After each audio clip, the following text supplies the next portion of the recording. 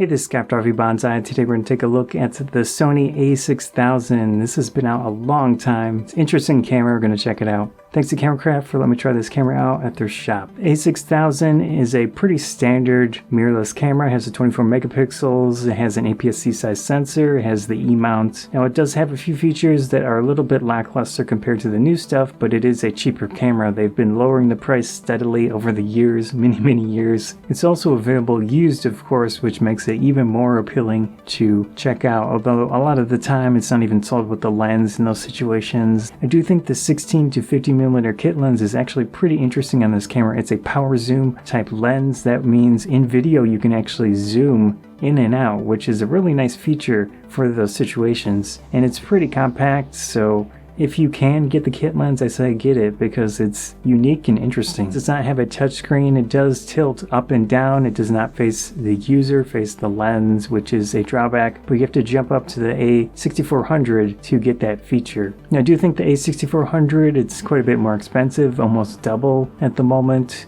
but it does give you a lot of other features, gives you the ultimate autofocus for the moment, gives you that flip up screen that can go towards the lens. So if you want to spend quite a bit more, you might want to consider that camera instead. The camera body itself is actually pretty nice. It is very compact for an APS-C style camera. The battery inside there is not super powerful, but it will give you maybe 350 photos or so per charge. The actual body layout, the grip is not terrible, but I did notice my hand cramping up a little bit in use at the camera shop, and I only used it maybe an hour or two. You've got the battery area, which I should mention. The memory card slot is pretty difficult to access. They put the memory card slot right next to where the hinge of the door is, and it's just difficult to pull the card out once it's in there. The nice thing about this camera compared to, say, the Canon EOS M50 is that with the A6000 it has the memory recall, so you can push full profiles into those areas and then switch to them pretty quickly. A lot of my previous cameras, I had those custom settings with the Nikon cameras that had U1 and U2,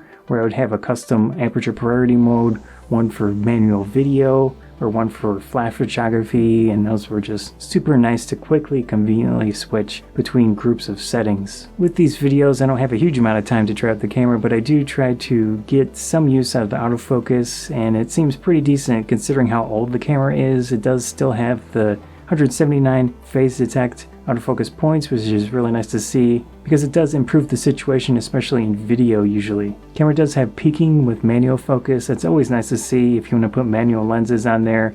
With mirrorless cameras, you can easily adapt a lot of glass, a lot of old film era stuff to a camera.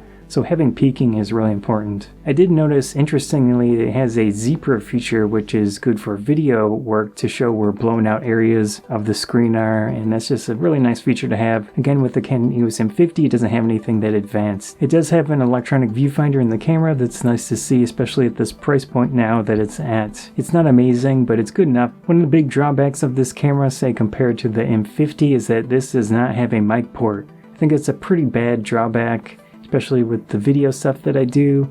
I really want that feature because it's a lot more convenient to push the audio into the camera instead of trying to do a source outside of that with some type of recorder. I also noticed the video record buttons in an awkward spot. Probably get used to it, but it's kind of weird. Along with video, I should mention you only get 1080p in this camera at 60 frames a second. Now with the Canon EOS M50 that I have, it's pretty much the same thing because of 4K, and that doesn't have dual pixel autofocus. So spec-wise with video, I'd say they're very comparable. The reason I wanted to talk about this camera is because the price point, and considering how old it is, how long it's been out, you have a lot of options with it, and the E-mount system is getting better and better. Of course, APS-C glass is not super widely available. Sigma's been making some stuff which are good options. There are some Sony glass options as well, but you can also find Samyang stuff now that are pretty small, like a 24 2.8 or 35 2.8. Definitely a lot of good options out there with E-mount. One thing with Sony that's kind of quirky and odd is the menu system. In this one, you definitely have to scroll a lot. With a little bit of effort and time, you can configure things to have it work how you want it to work. When I put a memory card in Sony cameras, it's always a little jarring to see them do this database thing, which I guess is related to Blu-ray players or whatever the heck it is. I don't know why they do that, because most normal cameras, you just put it in the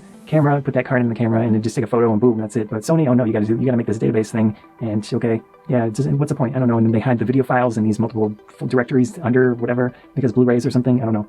It's just weird. So let's look at the A6000. I do think it's a good option now. It's an old camera, but it's still spec-wise. It's pretty decent. So small, compact, APS-C, decent photos, decent video, and the autofocus seems decent enough. Just a good option with the price how it is now. Anyways, thanks to Camera for letting me try this camera out at the shop.